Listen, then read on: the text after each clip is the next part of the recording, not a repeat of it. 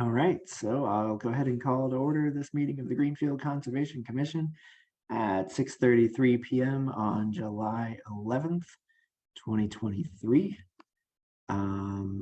All commission members are currently present. As you know, this meeting is being held virtually, and if any technical interruption occurs and the meeting suddenly ends, it will not be resumed, and all items will be automatically continued to the next scheduled meeting date. Also, as you just heard, this meeting is being recorded, and if anyone else is recording the meeting, you're required to let me know. I'm getting a little bit of feedback on somebody's. How's that? I'm not hearing myself anymore, so that's okay. good. Maybe we should have people mute themselves until they're called, or Yeah, let me do that. Okay, sounds like no one else is recording, so first thing on the agenda. Oh yeah, first thing is annual organizational meeting.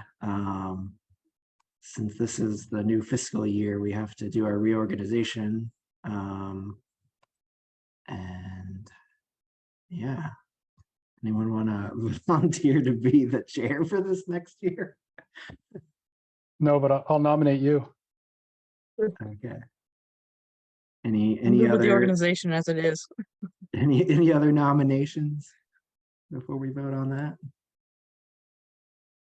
All right, I'm not hearing any, so I guess we'll vote on me being chair for the upcoming year. I'll do a roll call vote here. Erica? Aye. Kristen? aye. Fletcher? Aye. All right, I'm also an aye, so I'm reappointed to that role for another year. Congratulations. Thank you. And if Fletcher would do it, I would be happy to nominate him for vice chair. I'll do it. Year. Any other Second nominations for that? No. All right, we'll vote on that then. So voting for Fletcher to be vice chair again. Erica? Aye. Kristen? Aye. Fletcher? Can I vote? Aye. I think so. I'm also an aye, so all right. Fletcher will be vice chair. So everything stays the same for another year. All right, well, that was easy. Then we have approval of meeting minutes, June 27th, 2023. I'll motion to approve the meeting minutes from June, what is it? 27th. 13th? Oh, 27th, 2023. Thanks. Second. All right, motion to approve the minutes by Kristen, seconded by Erica. Any other discussion on the minutes? I was just wondering about where at the top where it says that Fletcher's absent, but then I know it says down below that he showed up, but maybe up above it just give a time that he showed up, or Yeah, I was thinking that too. Just say like Fletcher Just absent at late. beginning of movie or beginning of the meeting, joined at 7 p.m. maybe. Yeah. Also kind of on that note, so the meeting, the approval of minutes, I abstained because I was absent from the previous meeting on the 13th. It does say that down below, but it says at the top, where does it say? I forget what it says. I don't have it pulled up. No objections. And technically I abstained. So I don't know if that needs to be in there or if that's not required. Where are we? At the very top. So he does say at the bottom, Kristen abstained, but at the top, it just says motion passes with no objections. And I don't know. That was moved with no objections. There you Yeah, go. it was. Yeah, the meeting was the minutes was moved to the end of the Oh. meeting with no objections. Oh, okay. And technically, I didn't even object. I just abstained. So just wanted to make. Yeah. Okay. Any other comments on that? Okay. so we'll vote on approving the minutes with, I guess, just with the minor change of saying that Fletcher was present after 7 p.m. Erica, Aye. Kristen, Aye. Fletcher, Aye. I'm also an aye. So that motion passes and the minutes are approved. All right, so next on our agenda, we have a public hearing, continued public hearing for a notice of intent, bank stabilization at the Green River Swimming Area, map 27, lot 18, DEP file number 168356, continued from June 27th, 2023. I don't know, Mitch, do you have an update to give on that? Yeah, so Alan emailed me. He just said they're looking for another continuance. They received the reply from NHESP, but they have not addressed all their comments yet. Okay. And yeah, I saw that we have that that letter. I don't know if I don't know if, I mean, we can just wait and look at it once we're reviewing it with them, I guess. Okay, so it sounds like they've requested that to be continued. I'll just ask in case anyone was here to give a public comment on that public hearing. Are there any public comments on that?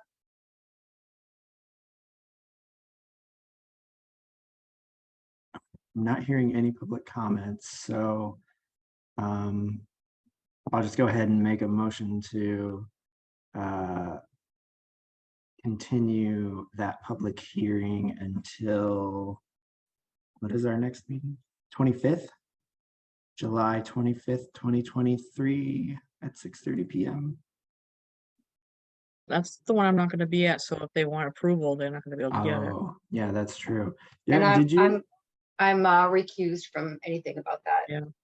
Yeah, Mitch, did you happen to talk to Eric about that at all, or? Yeah, Alan? I told Alan. I don't think they'll be ready in 1 week. So if we say continue for 2 weeks, then at that point we can decide if we do the week after that. 2 meetings or? I think, Erica, you said you wouldn't be available even like the week after our next meeting, right? Right. You said you wouldn't be available I'll be until back for the August. first one in August, yeah. So it sounds like they would have to wait until then. But I think it makes sense to continue it to the next one and then continue it again.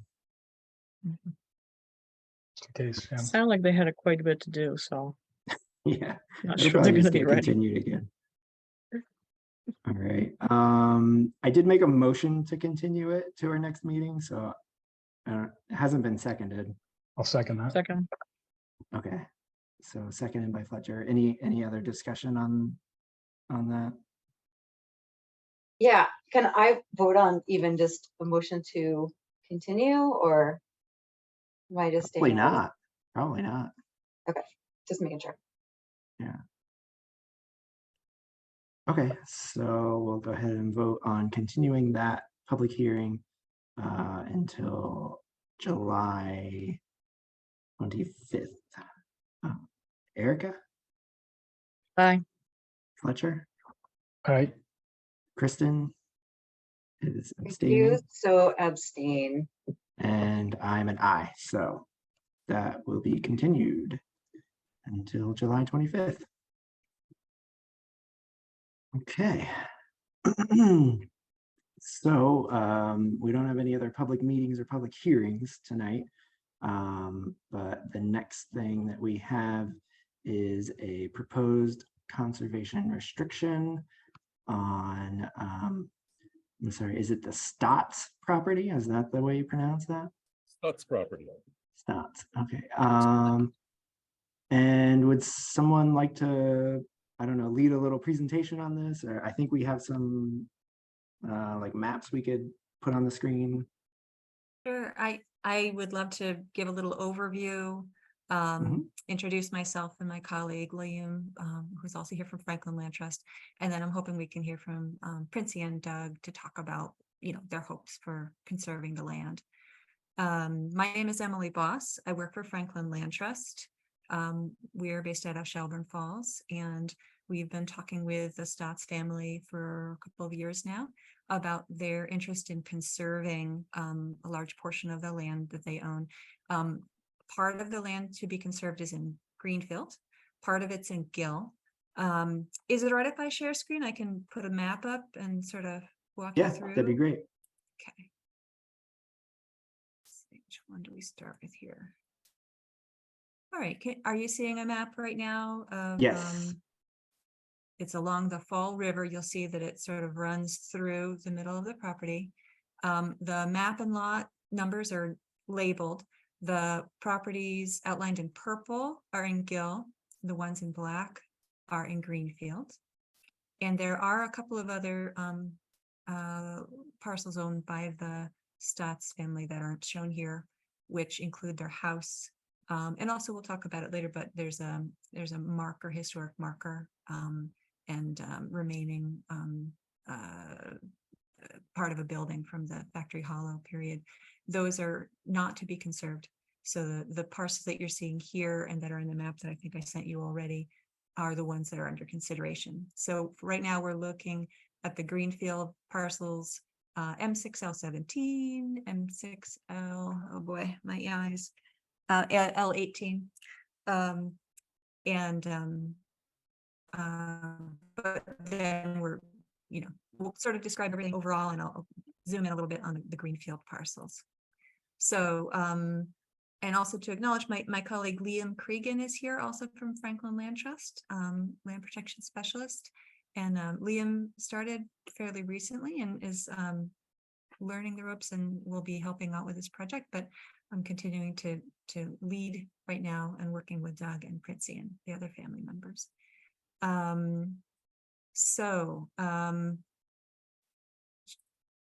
Should I give an overview of what's involved in the conservation restriction? I want to check in to see how, what your comfort level or experience within the commission is in terms of this type of project first, before I jump in. Yeah, I think it would be good to describe it because, I mean, this is the first one that's happened since I've been on the Conservation Commission. So I think, yeah, it would be good to get an overview of that process. Very good. So there's different ways to permanently conserve land. The one we're working with is called the conservation restriction. In other states, they often call it an easement, but Massachusetts, we're special. We have some extra protections. It actually has to be signed off on by the state here. So the way we refer to it is a conservation restriction. You'll also see agricultural preservation restrictions, which are another form of conservation easement. Those are held by the state typically. This one would be held by the Franklin Land Trust. Towns are also eligible to hold them, and cities. The city of Greenfield may hold or co-hold. I don't know currently what that status is, but the Conservation Commission would be involved in those. The process of conserving the land involves creating something called a conservation restriction. It's a long document. I sent you the current draft a couple of months ago, probably now. A lot of it's legalese, so we really do work closely with attorneys and state and people who are very knowledgeable about the drafting of these documents. The upshot basically of them is that the current owners of the land make a commitment on behalf of all future owners that the land primarily won't be developed, although there's some types of development that are often acceptable. For example, a barn, if it's a farm parcel that's being conserved. And then other aspects of the land will be protected or held and managed appropriately to not negatively impact the natural resources. There are certain requirements for land to be conserved. There are some tax benefits that accrue. It's recognized by the IRS. There's also some state recognition of that and incentives. Some of the pieces of the restriction talk about the purposes of conserving the land. That's what I'll be talking with you mostly about tonight. And I've got some other maps that sort of document that. The part of the process that the Conservation Commission holds in the conservation of land is signing something or approving something called a municipal certification. And that basically is a statement saying that the conservation of this land will fulfill these types of values that are recognized broadly: wildlife habitat, soils, scenic, that kind of thing. So I'll go through that. So our request tonight, well, we're here primarily to let you know about the project, that it's going on, where it's hoping to be happening, and then to ask you to review and sign the municipal certification, which we would then submit to the state. And then next steps for the project would be to go to the city council for review and signature. In the past, when we've worked with cities, it was usually signed by the city council and the mayor. In this case, we're not requesting that the city hold the restriction. So what would be requested would be approval of it. And we often ask the Conservation Commission to, send along with with an update about the project to the city council. If you are supportive of it, we would really love to have a letter or just a statement of your support for the land to be conserved, so that when it's considered by the city council, they'll know that it's been reviewed by you and that there are values that would benefit the community. And then eventually, after, the goal would be to have this document signed by the city, by the landowner, by Franklin Land Trust, which would hold and take responsibility for the long-term enforcement and monitoring of this restriction to make sure that the future landowners live up to its terms. And then also would be signed off on by the state, the Executive Office of Energy and Environmental Affairs, the secretary signs off. And then it's recorded in the Registry of Deeds. And then it's basically a permanent change to the use of the land. There are many things that people can still do once land is conserved: recreation, enhancing wildlife habitat, farming. Many of those things are perfectly fine, and they are allowed for in the restriction that we've worked on so far with Princey and Doug and their family. So any questions before we move on from there?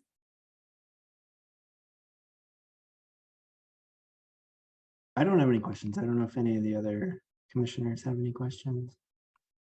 I don't have any questions, but I just did a 5-minute dirty desktop assessment. And I do want to just point out that just to the north of the M6L17 parcel in Greenfield, there is contiguous conservation area owned by the Boy Scouts of America.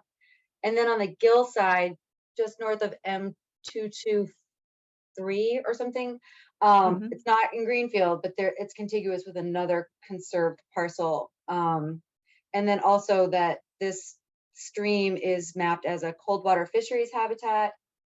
So just kind of wanted to point out those two kind of important things. Yeah, I'm sure you guys did all this stuff in your desktop assessment too. So conserving open space that's contiguous with other open space, conserving open space that has kind of earmarked important habitats like cold water fisheries are all really good. So yay. Fantastic. Thank you. You're doing part of my presentation for me. I hope you can see the new map I put up, and that just shows some of the resources that Kristen's talking about there. You can see the Scout property just to the north. And I think that is in the open space layer, which sort of documents what land has been conserved.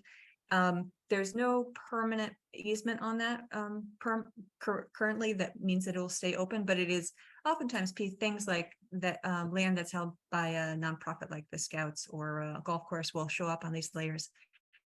And But those may or may not be permanently protected. And in this case, I think that one isn't presently. Emily, could I add something to that? Sure, please. In my research, the deed to that is held by the Boy Scouts. But there's the proverbial little known codicil that if they ever decide to abandon it, it goes back to the previous owner, which is now Eversource. And Ah, they're not gonna put a hydro dam there, so I think if that happens, the town might approach Eversource for a gift of it. I see. Very interesting. And then further to the north, you can see other farms. Bascom Hollow Farm is to the north. One of the owners of that property came with us when we talked to the Gill Conservation Commission recently to support the project. And there's the Gickness property, which is adjacent to other land owned by the Stotzes. That's also under agricultural preservation restriction. These orange properties, most of them are farms that are conserved. And then the like fuchsia property is the Gilltown Forest. And then this pink one over here is actually owned by the town of by the city of Greenfield. It's I believe that's the Griswold property. Yeah. And then it's very close to the confluence of the Fall River, which, yes, Kristen, it's a cold water stream resource. So it's a really important fisheries, native fish habitat resource. And then the conservation of these parcels would cover just over a mile of river.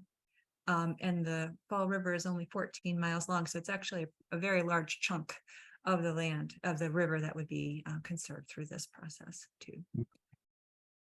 So why don't I bring up the conservation, the municipal certification, just so you can see the document. You might have looked at it before.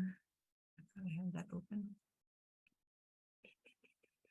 Here we go. And this goes through step by step many of the resources that we've talked about already. The other conserved areas, soils and soil health. There's quite a bit of prime and state significant farm soils on the property. I think just about 1.5 acres are on the Greenfield side, but many others are on the Gill side. We talked about the river and its importance for wildlife habitat.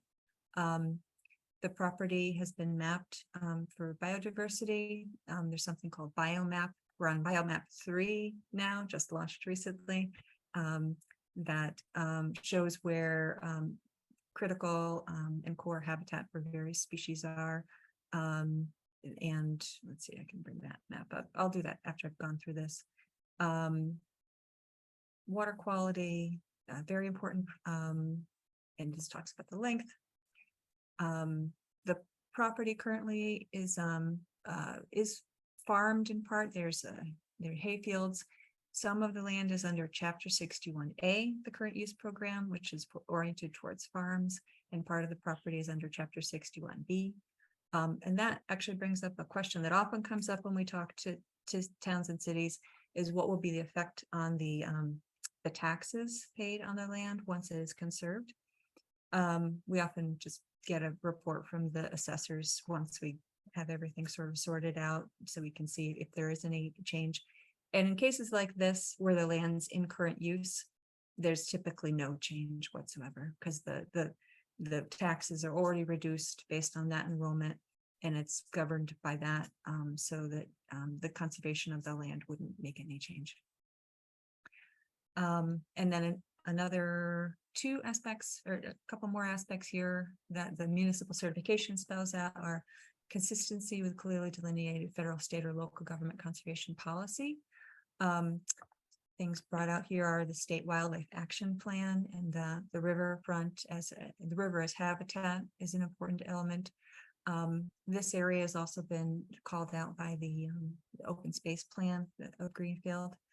And scenic inventories have mapped the full property, and the total acreage to be conserved is 89 acres, and so 86 of the acres are noteworthy scenic, mapped by the state.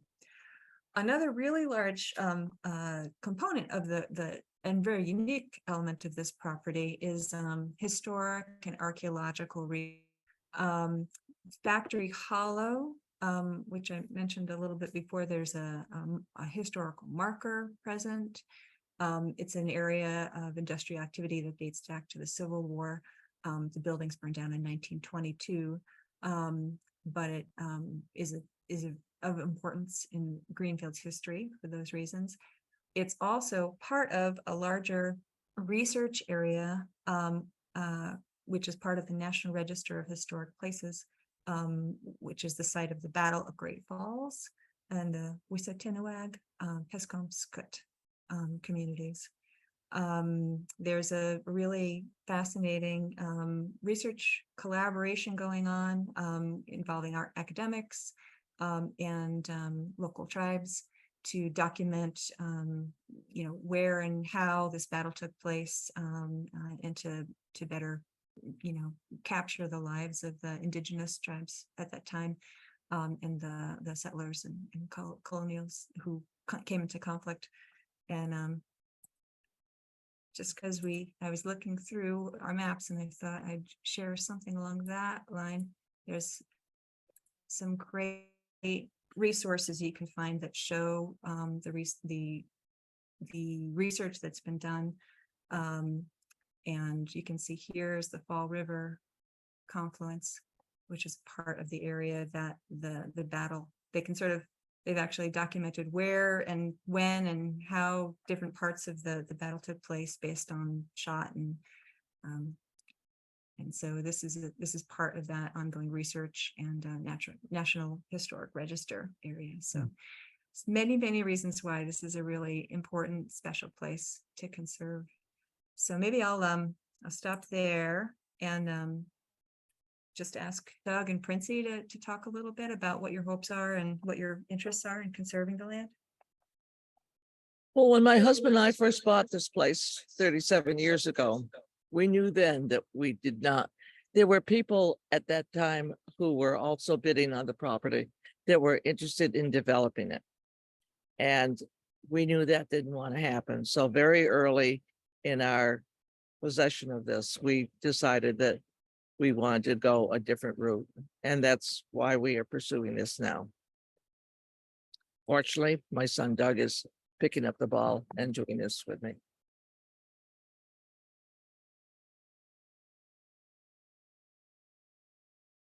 Thank you, Princey. Princey, I don't know if you remember, but I had visited on behalf of Mount Grace. You do? Oh, good. I do remember you, Which Fletcher. was really, you gave me a really great tour along the parcels there going back. And that was, I was very impressed by the land, and I made it a point to mention it to Mount Grace, but it sounds like things are sort of already in the works with Franklin. So I'm just really glad to see it's being conserved now. It's a very unique and sort of undisturbed, at least within the limits of the parcels, piece of, river and floodplain and some really impressive banks. I think they're like 100 feet on either side for a lot of the property. And so, yeah, I just wanted to say thank you for conserving it. And Doug, I heard you have some great bike trails there. So as a bicyclist. Well, I'm incapable of climbing them at my girth, but brother Mark does a good job on them. Oh, okay, sorry, sort of a mistaken identity, but yeah, that's great. So really glad to see it.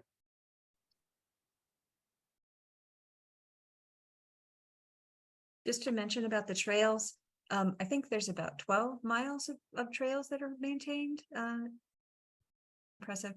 Those trails, let's go ahead, Doug. But there's something like that. I haven't bothered to trace them out on Strava, but they show up on Strava and ride with GPS. So it's quite a network.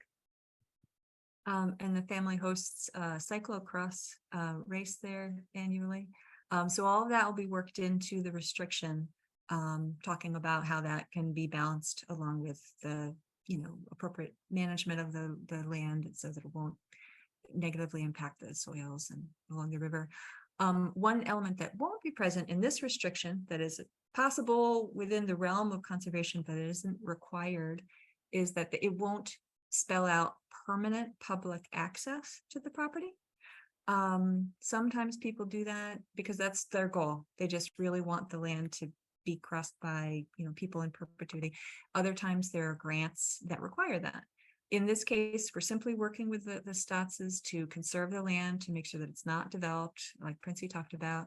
And then they are going to have build in the permissions to maintain and create these trails, but permission to access them would be required by the Stotts family and whoever owns it in the future. The right to privacy is retained in that way.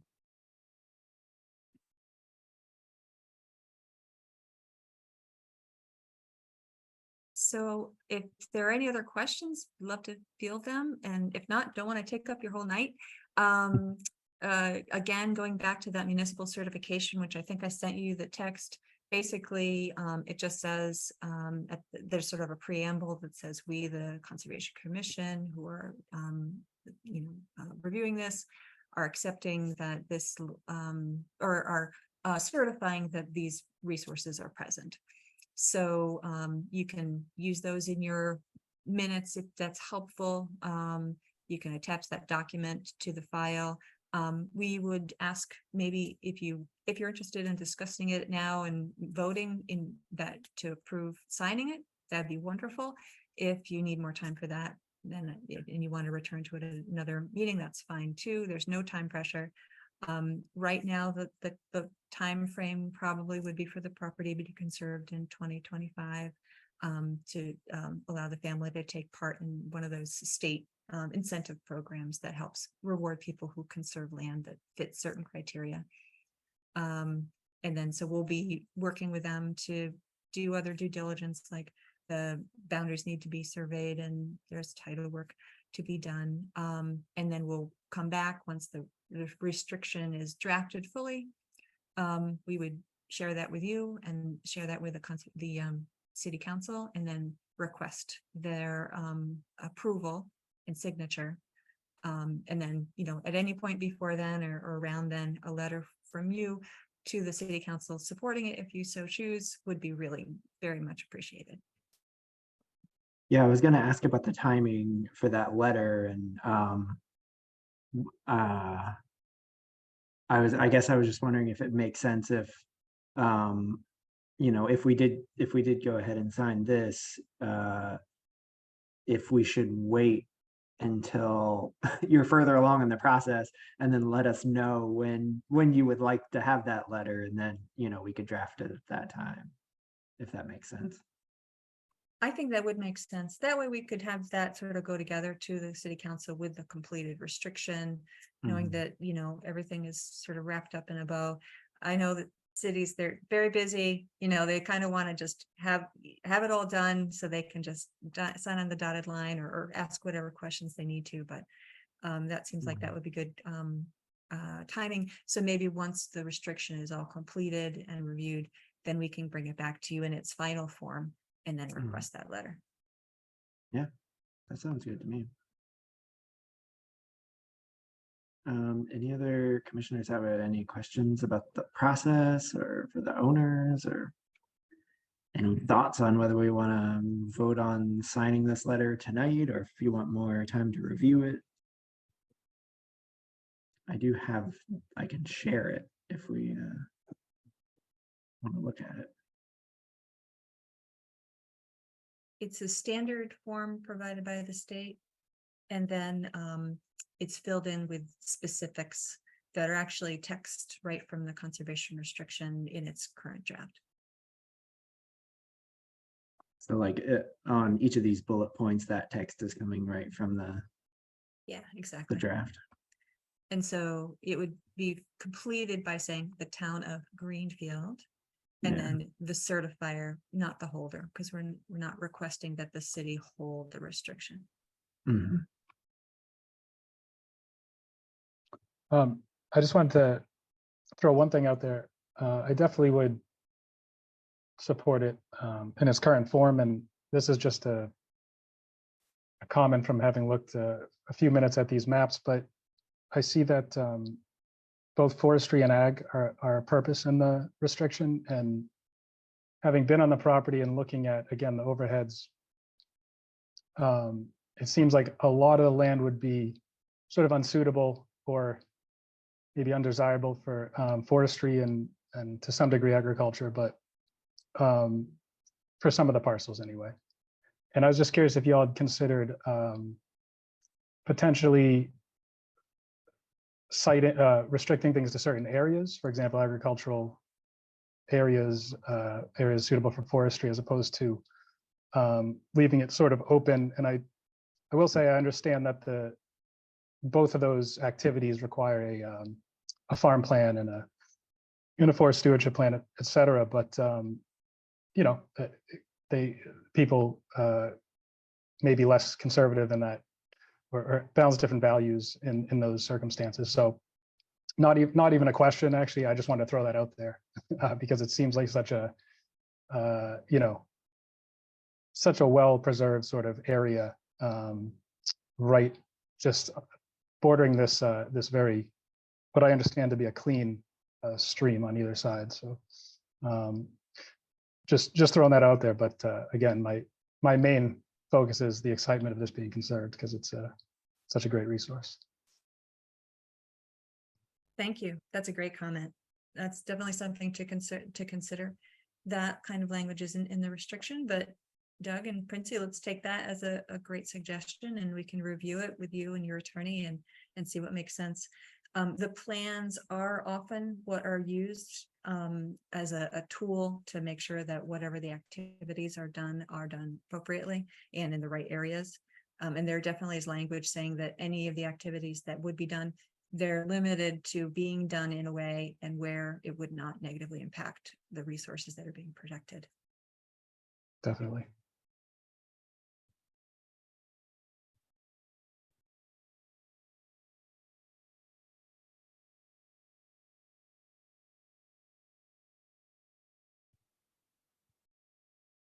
So Kristen, Erica, I know Fletcher said he would be fine signing that form as it is. I don't know if you have opinions or. I'd be all for it. And yeah, I'd seen one of the very first things I did was something down that area. So I can remember crossing the stream from one side to the other, but I don't really recall what the project was that we were looking at. But yeah, but it was great. It was a great piece of property. So yeah.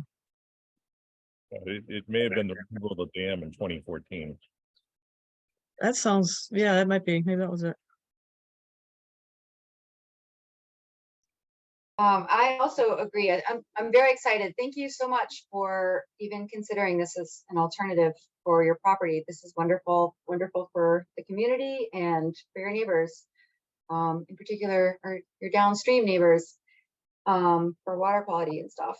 I'm just looking at the topo, and it does look like on the west side of the stream, it does slope pretty steeply. So, you know, just to kind of circle back to what Fletcher was just saying, if that's something that you're already considering, then I support that. Princey, was it? Oh, sorry, go ahead, Doug. I can say the property's been under a forestry management plan, you know, the entire tenure of my parents' ownership. And there's been any agriculture to speak of. So I'm wondering if acre and a half came off a state map or something, but you know, we've got the ongoing forestry management plan, certainly. I think most are in 61B, is that, or were there was some? I think it's 61A. 61A. Got it. Princey, was it you who told me something about USGS saying that they were gauging cleanliness of streams by this one?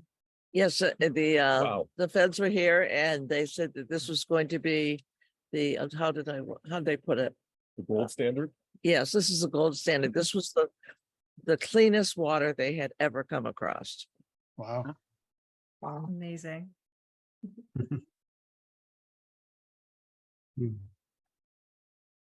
We're really lucky to have some beautiful intact landscapes here in Western Massachusetts.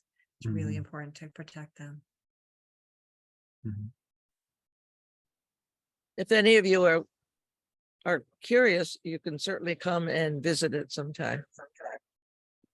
Fletcher's Right. already been here and, Sounds like maybe Erica too, back in yes, 2014. Yeah.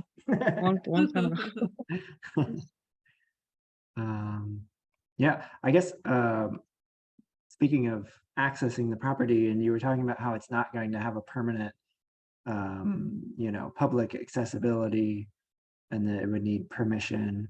I'm just curious if you've thought of like how that would work going forward. Like, are people going to have to contact you if they would like to use those trails, or this is just me at my curiosity.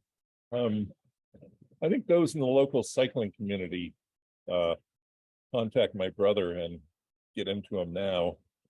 We haven't had a lot of other interest in the property. Access is kind of limited. We've had the odd angler come down the middle of the stream from the Boy Scout camp. And then the only other potential public access is on the Gill side on West Gill Road Extension. Mhm.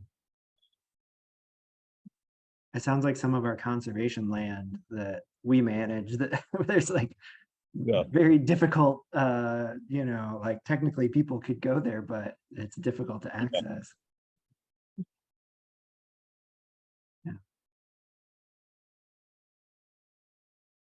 Well, would anyone, I guess, does someone want to make like a motion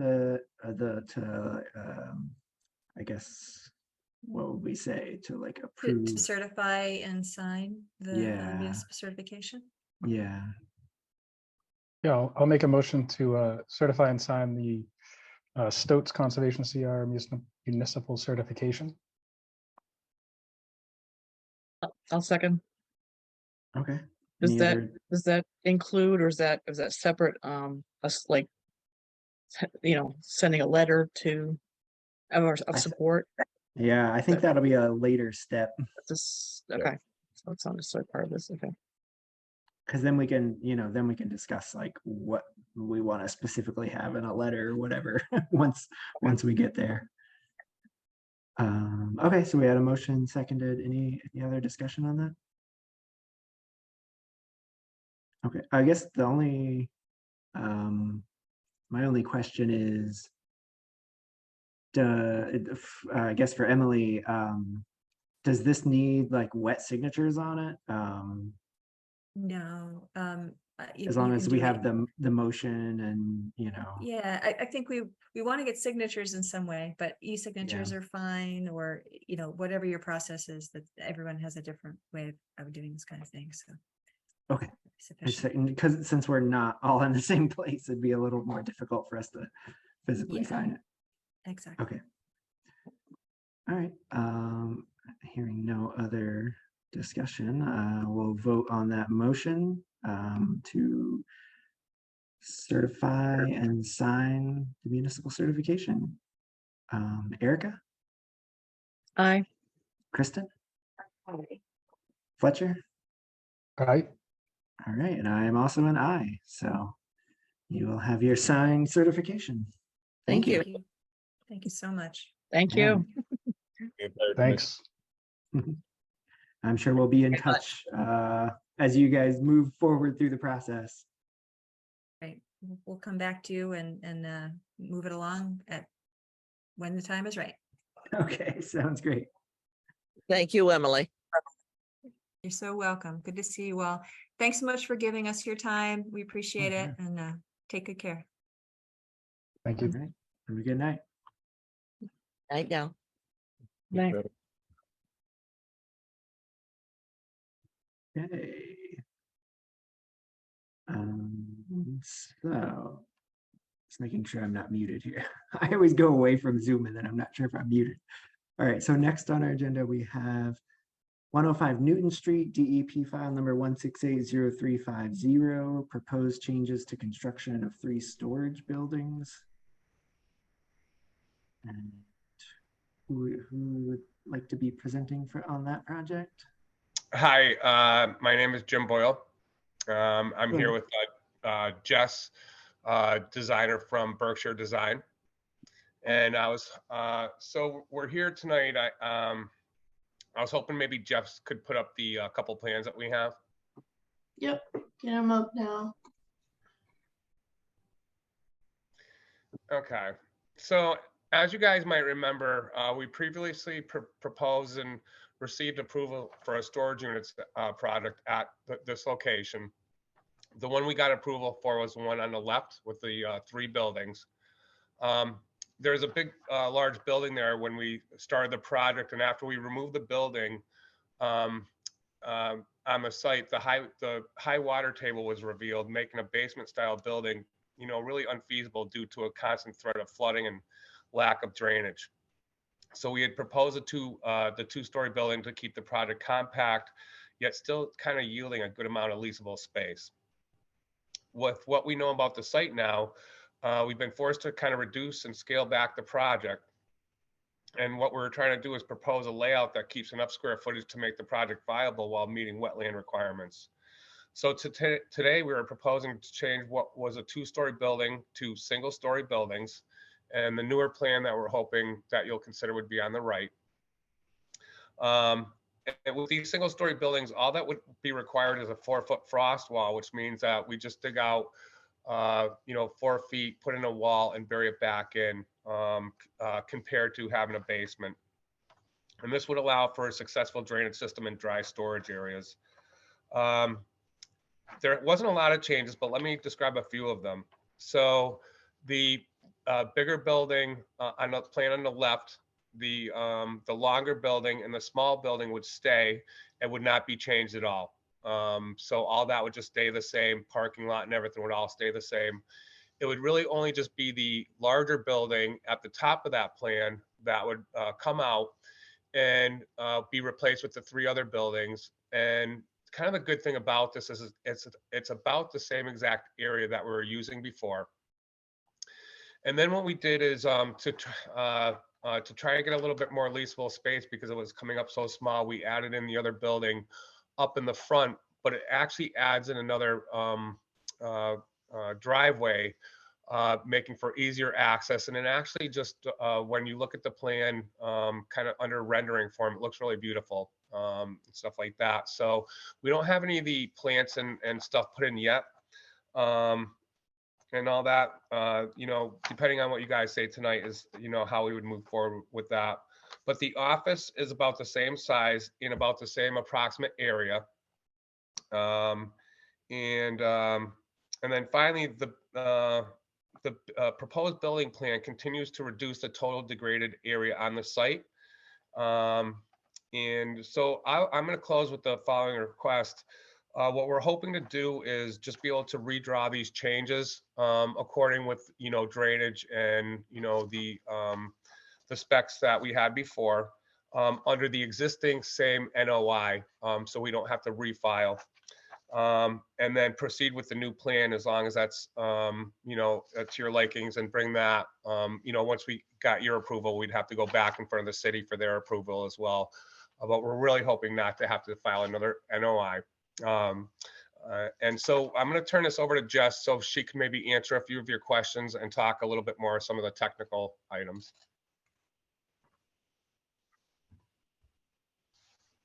Thanks, Jim. Just quickly, just on degraded area. So the inner 100-foot riverfront area is slightly larger than the existing inner 100-foot riverfront area. The outer degraded area, so then the outer 100-foot degraded area on the proposed is less than the existing outer 100-foot riverfront area for the existing. But overall, we have net loss in degraded area from the existing to the proposed. The existing project or building and hardscape comes up to here, close to this is the BBW. So it abuts it pretty closely.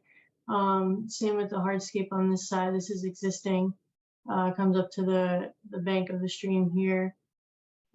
Same over here, bank of the stream. So the project still moves in from the BBW and the bank area significantly.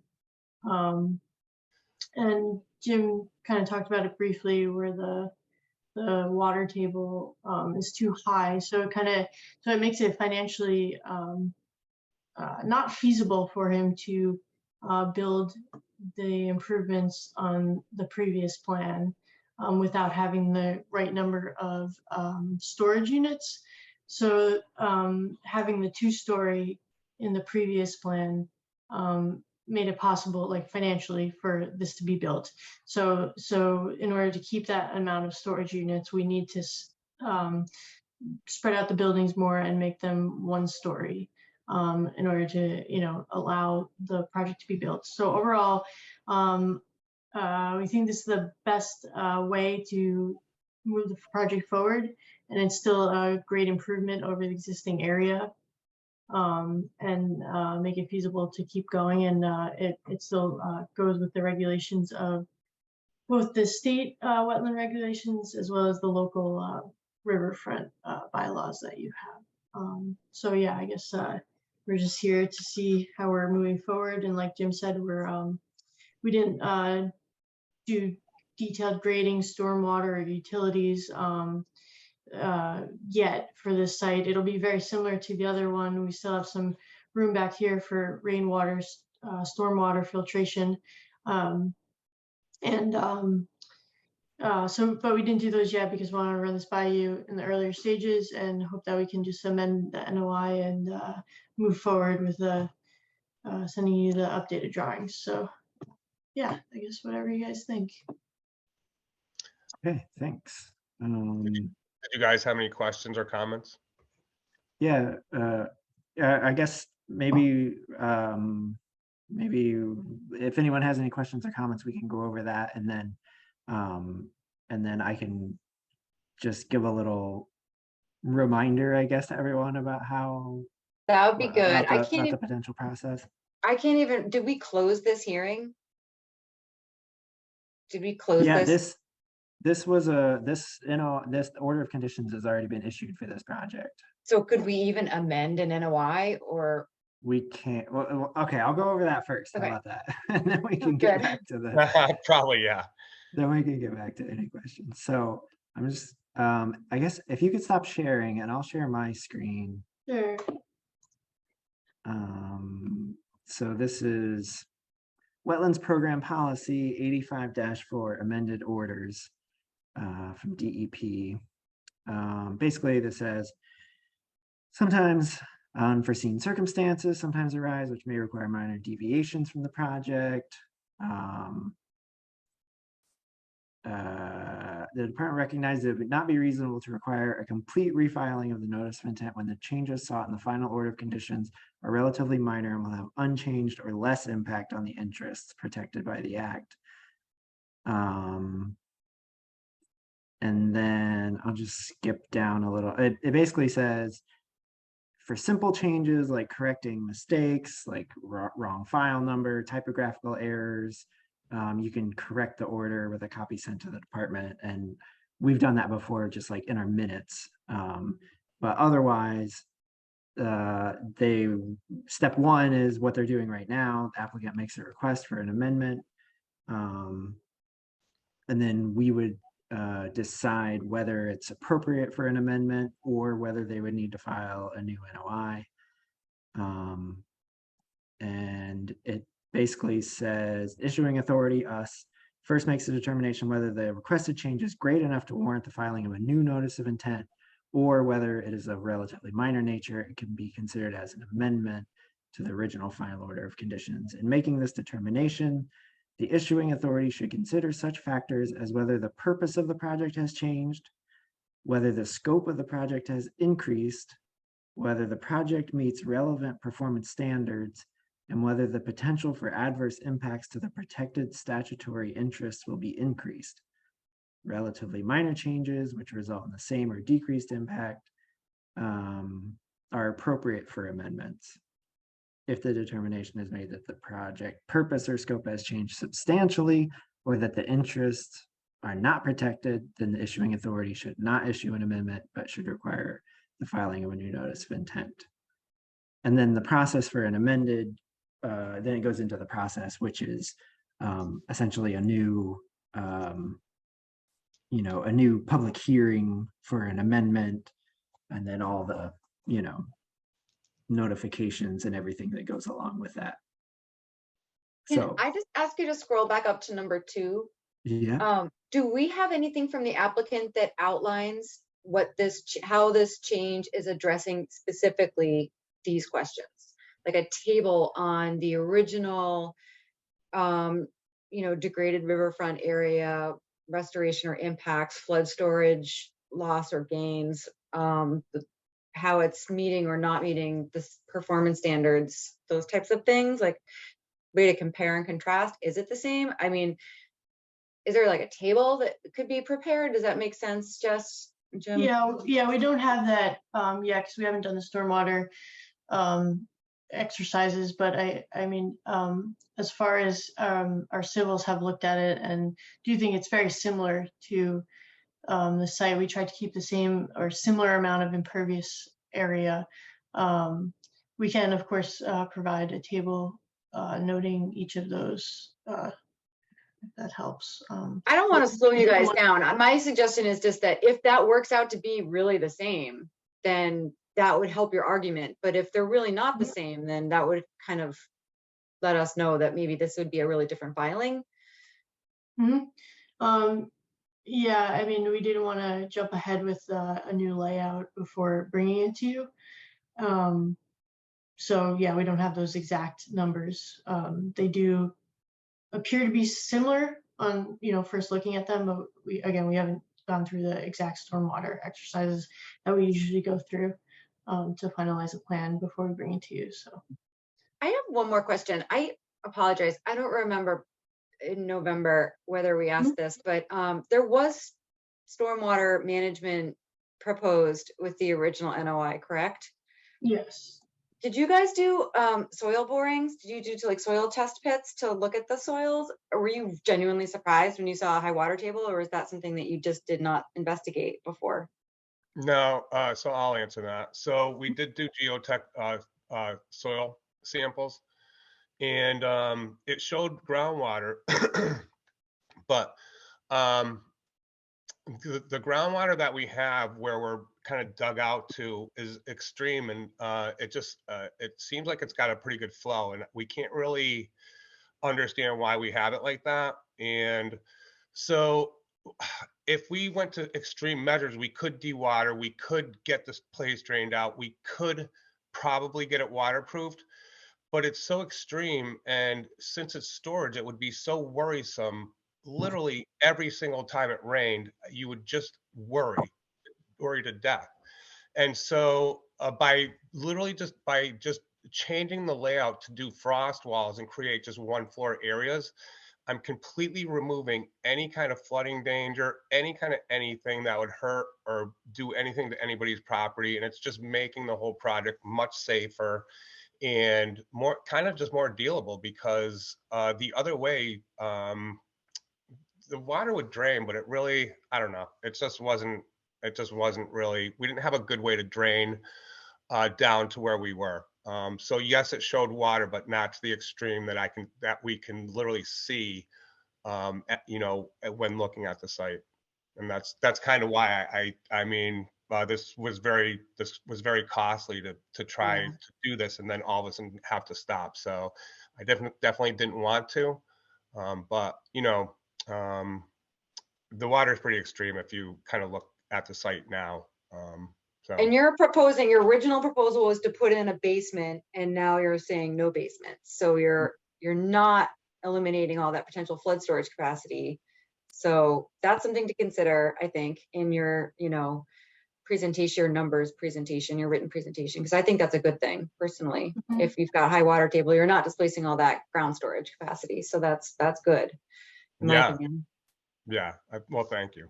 You're just pushing all the flooding downstream to somebody else, basically, if you had put in a basement. So yeah, there'll be a little more fill for this, and we're not digging down as much. So yeah, that's a good point for when we put in the chart and tables.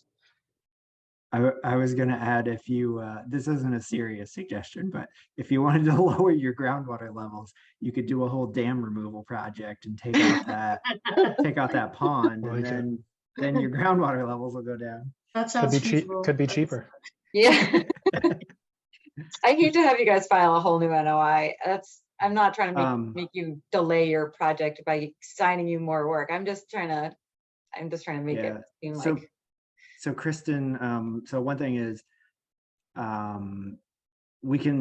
we can, you know, if we say that, yes, this seems appropriate for an amended order of conditions, then there's still going to be a public hearing, and then we still have to decide at that public hearing whether to accept the amended order of conditions. So if at that time we felt like it was increasing, you know, the impacts, okay, then we could deny it and say you have to file a new NOI. I mean, it's really adding another step, but I mean, I don't think that would happen, but I think that's why the process is built that way.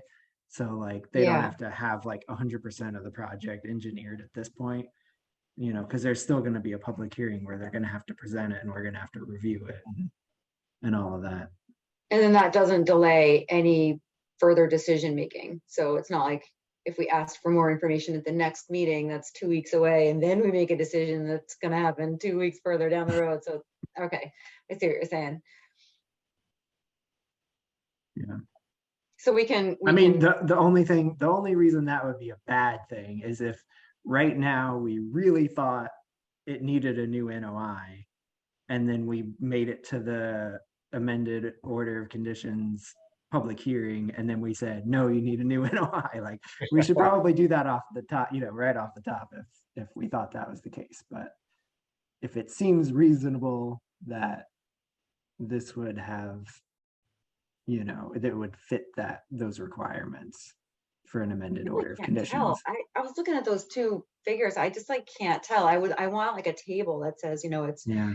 47,000 square feet in option 1 and 47,000 square feet in option 2, which makes it such an obvious decision.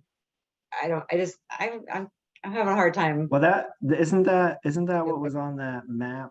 Is it? The newest plan, wasn't that Yeah, where? we have the degraded area. I could share that. Yeah, where Maybe if we zoomed in more, and I think it said existing and proposed, and I think existing means the current plan. Is that right? That's the existing site now. Okay.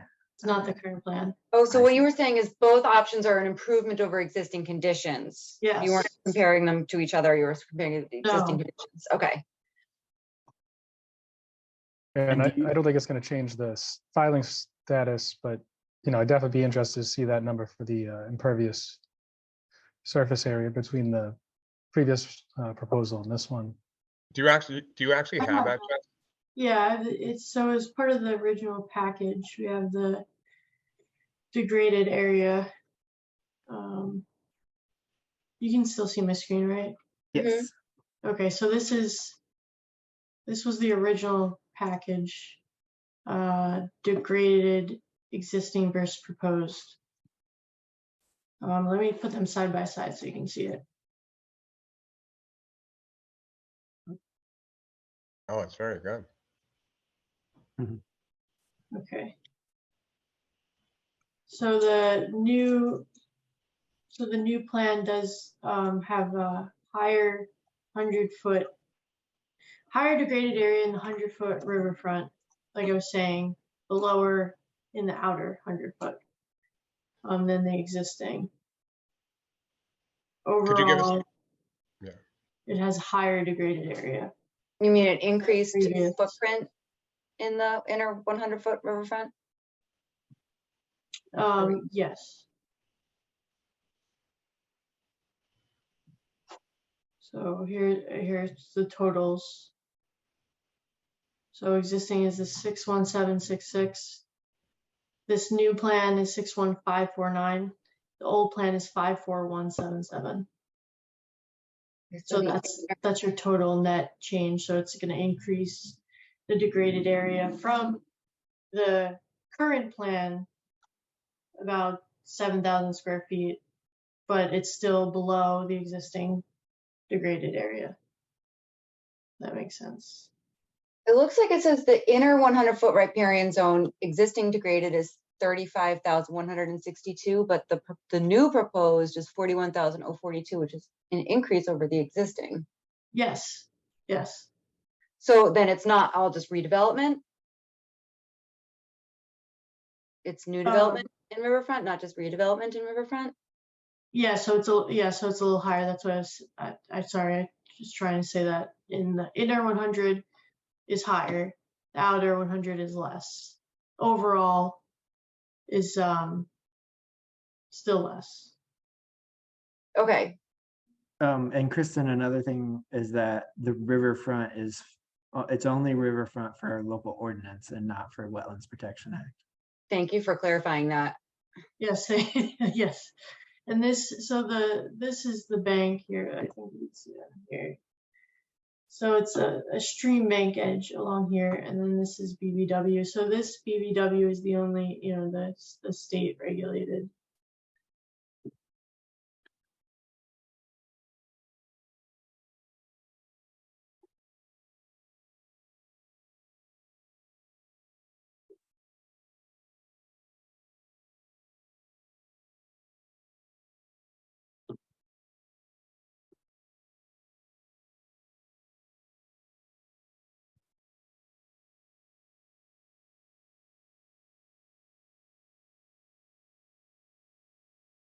Do you have any more questions on that? I guess I do have one other question, which Thinking about it? I think you said that like in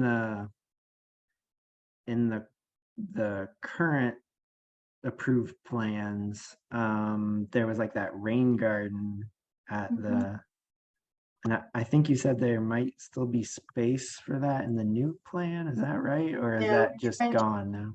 No, we're trying to preserve this space for grading and in order because we're going to need some kind of stormwater infiltration area. So we're preserving this space for that. It looks like it would have less space though than Yes. Yeah. previously. Yep. Definitely less space. It had to spread out more because the building.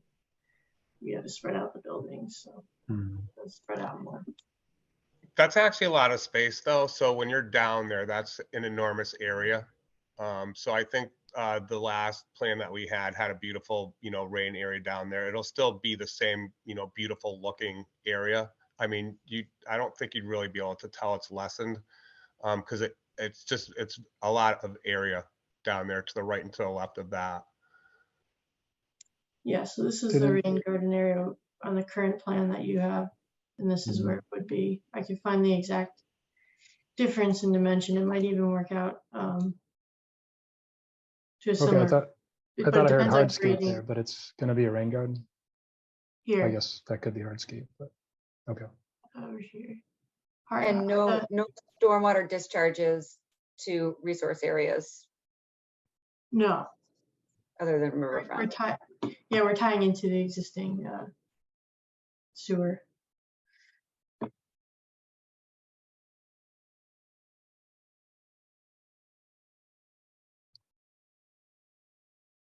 Were there any stormwater like pre-treatment? Oh yeah, Yeah. so Yeah. and I'm imagining that the size of that would probably need to be increased with more impervious area. looks like. Yeah, I would assume so. Yeah.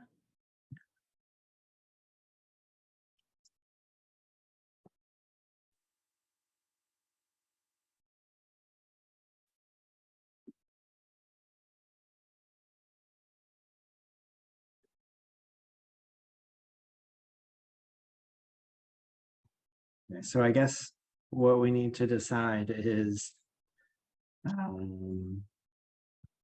whether the purpose of the project has changed, which it seems like the purpose really hasn't changed, whether the scope has increased. Hard to say. I don't know. We can discuss that. Whether the project meets relevant performance standards and whether the potential for adverse impacts to the protected statutory interests will be increased. I feel confident that the first two, I feel like, that they encountered high water table was not their fault. If they did their due diligence, which it sounds like they did, and they did geotech before they filed their first NOI. So this was just an anomaly. It has been really wet. and it's probably a good thing they figured it out sooner or later that there's an abnormally high water table there. But I don't know the answer to the second two, whether this project change will still meet the performance standards. I'm just not clear on this presentation, and whether it's still meeting all the interests of the act and our ordinance. Mhm. Yeah, and it does say, if the determination is made that the project purpose or scope has changed substantially, or the interests specified in the Wetlands Protection Act are not protected, then they should not issue an amendment, but should require the filing of a new notice of intent. So it adds that word substantially for the scope having, I mean, it feels like maybe the scope has slightly changed. It just because the footprints changed a little bit, but I don't think it's changed substantially, I would say. I would agree with that. And like I said, I hate to ask for a whole new NOI. I just feel like those second two pieces of information are kind of important. And I just feel like I'm personally not very clear on how, I haven't really seen an argument on how you're meeting the performance standards and that the impacts are equivalent. I don't know if maybe that would be I don't want to delay you guys, but would that be a hard thing to pull together?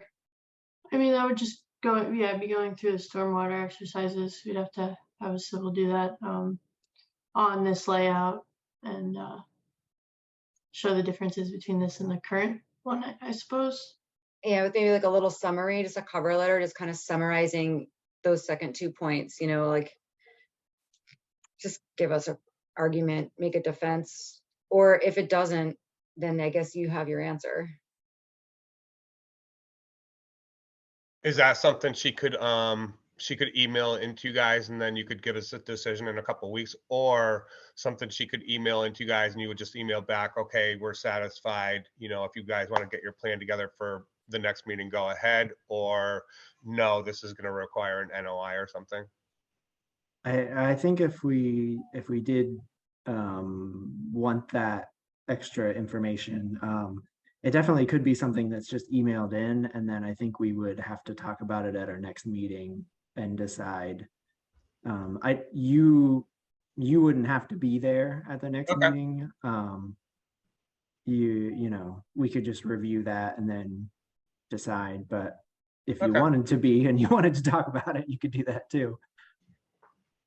How about we see if Jess can get that information put together, and we'll talk with Chris, the principal of Berkshire, and see what he says, and get it emailed into you, and see if that's enough. That works for me. Can you give me those 2 points that you want me to focus on? Here, can I, typically we're not supposed to use the chat on here, but I'm going to put it in chat and then read Oh, what really? I put in chat. I didn't know that. Well, just because it's hidden For public record, from- yeah. Yeah, for Right. public record. Oh. So I just added in chat the 4 questions that it has in there. Whether the purpose of the project has changed, whether the scope of the project has increased, whether the project meets relevant performance standards, and whether the potential for adverse impacts to the protected statutory interests will be increased. So mainly just the last 3 of the primary ones. I think we're And then I wanting added to see the numbers on. And then I added the link to that on mass.gov. Thank you for that. Kristen, does that sound like what you would want to see? Yeah, absolutely. And I'm also interested in what other commissioners have to say. I feel like I sucked up a lot of oxygen on this one, so I'll shut up now. I mean, same questions I had. It would just be great to see a side-by-side numbers comparison. And it sounds like they still need to do the stormwater, so that'll elucidate a lot of that. And then one of the main numbers I was interested in, impervious area difference. And personally, I think all that sort of natural flow storage underground for the below ground water is a pretty big gain. Not that that's something that I guess that might be reflected in the stormwater report, but that's not something we necessarily look at. But the impervious area is something I'm interested in. Yeah, and I think that's kind of what makes it hard to see right now is that, like, I mean, if you're just looking at the surface, you're seeing increased impervious area over the approved plans and closer to the stream, or more of it closer to the stream than in the inner 100. So it's hard to review it just on that. But like you said, there's more to consider with like the groundwater, Other and things are all that too. So it other really things are it's flowing. yeah, and so really it's yeah. So I think it sounds good to have like a summary of, how you believe that those things are met or whatever. The degraded area numbers are the same for impervious surface, so that it's all gonna be impervious surface. So Yeah. that's what Oh, those are the same. yeah. Okay. I don't know if the hardscape was considered not- degraded. Okay. Yeah.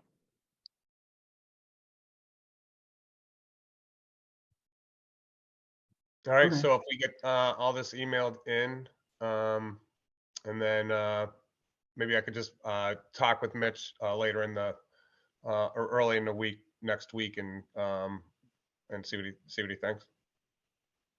Yeah, and I mean, like I said, just due to open meeting law, if we have to make a decision like at our public meeting, so Okay. we won't be able to respond until the 25th. Okay. Yeah. But yeah, I mean, Mitch could review it too, but that wouldn't be the final word, I guess. Okay, no Right. problem. Yeah. That just gives us a little time to get it ready. Okay. Can I ask a quick question about the amendment? If you grant us the amendment route, could you add order of conditions to that? Is that so? I guess what's the pro to going for the new NOI versus an amendment? Still add order of conditions to the amendment, or yeah, I'm just wondering the main difference there. That's a good question. I'm going back to that that policy that I was just reading before, because we've only done like a couple of amended maybe since I've been on here. So I'm on South Hadley Conservation Commission, and I'm not sure either. So we don't. I mean, Yeah. I was thinking if it like, let's say, it grossly doesn't meet the performance standards, then I would think we would want a new NOI so that we could ask for mitigation or something. I don't know if you could do that in an amended NOI, because wouldn't that be? Yeah, that's what I'm wondering. That's what I'm wondering is like, do you have the same influence in an amended? I would assume you would, but Good question. I think, yeah, I mean, it says the issuing authority decides to issue an amended order of conditions. I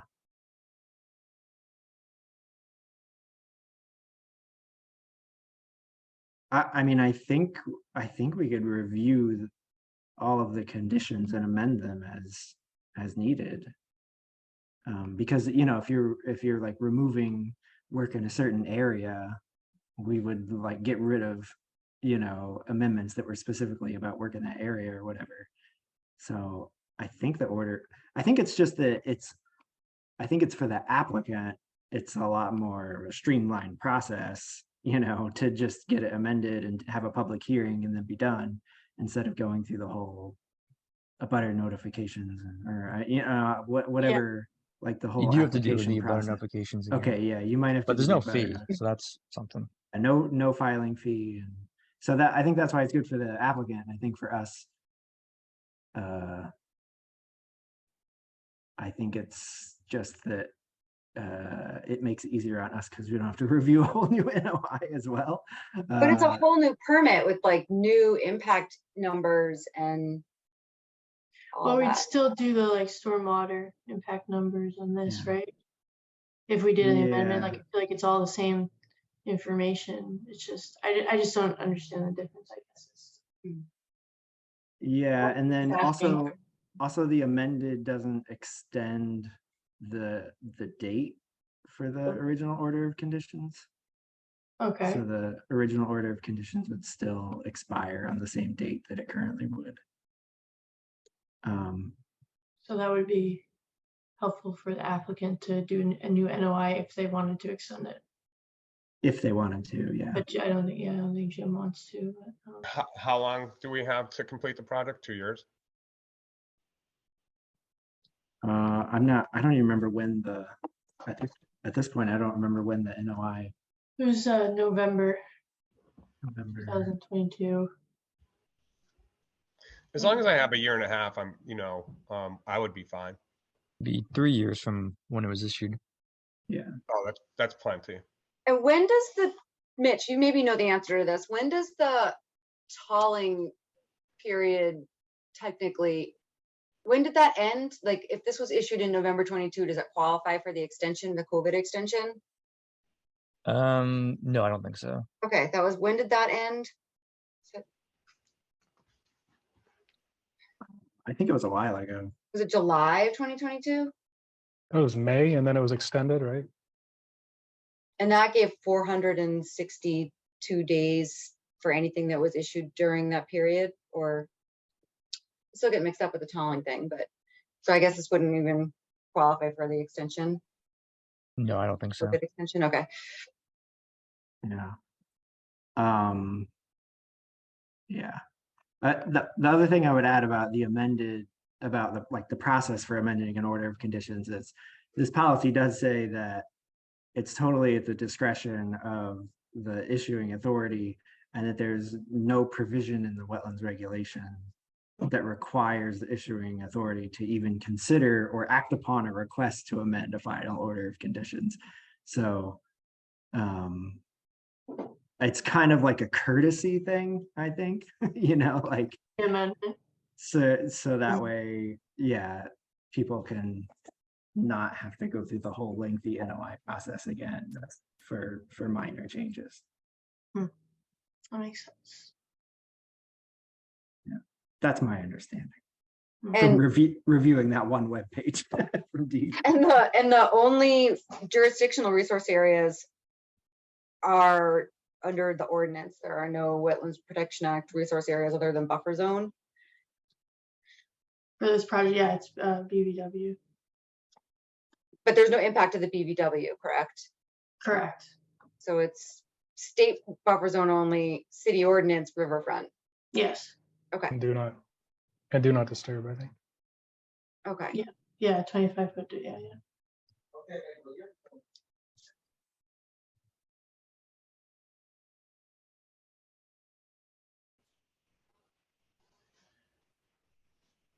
Did you guys want to maybe consider tonight, let me do the amended? But I think we were waiting for the new information. Is that right? Well, we hadn't like officially decided anything, I think, but it sounded like that's what we were talking about. And then at the next meeting, we can vote even without a rep present, once we have that new info, which we consider in a public hearing, and then notify you of the decision. And Well, we don't even have to have a public hearing for that. It's just we that, basically it's kind of like an informal process where an applicant can come to us and request an amended order or present the changes that they want to make and ask if they would be allowed to amend the order of conditions or if they would need a new NOI. And they can either do that in writing or in person. So I see. Okay. so we could decide that with, whether they're there or not. But then the public hearing would be once they're actually presenting the Right. amended The order. changes. Okay. Yeah. Okay.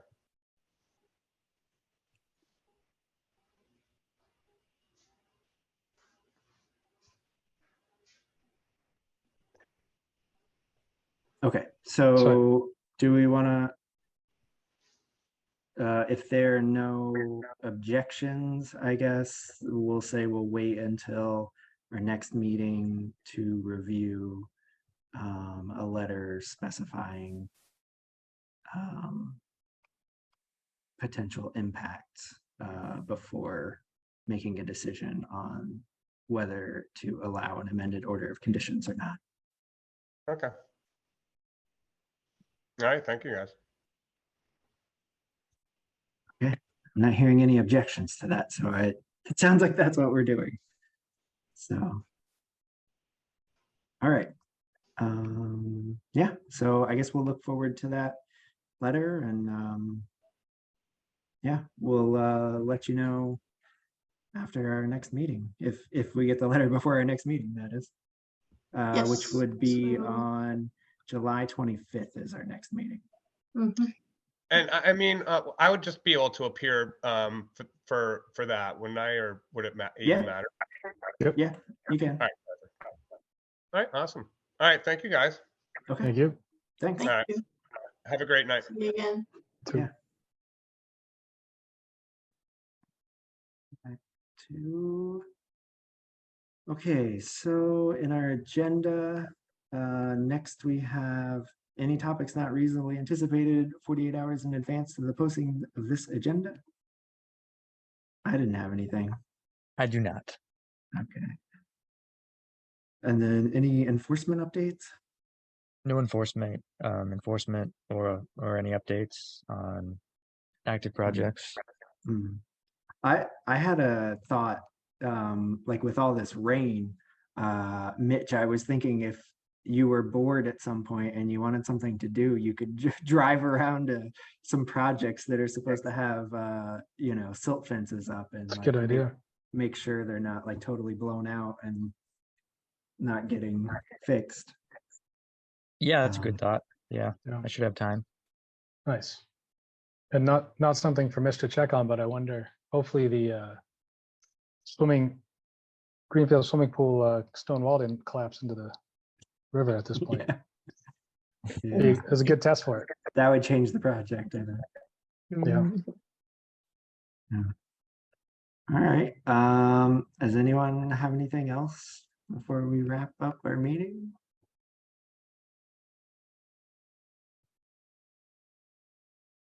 Anyone want to make a motion to adjourn? I would love to make a motion to adjourn. I'll second that. All right, motion to adjourn. All those in favor of adjourning? Aye. All right. All right, that is unanimous. So we are adjourned at 8:01 p.m. Oh, it's so early. Good job, Yeah. guys. Nice one.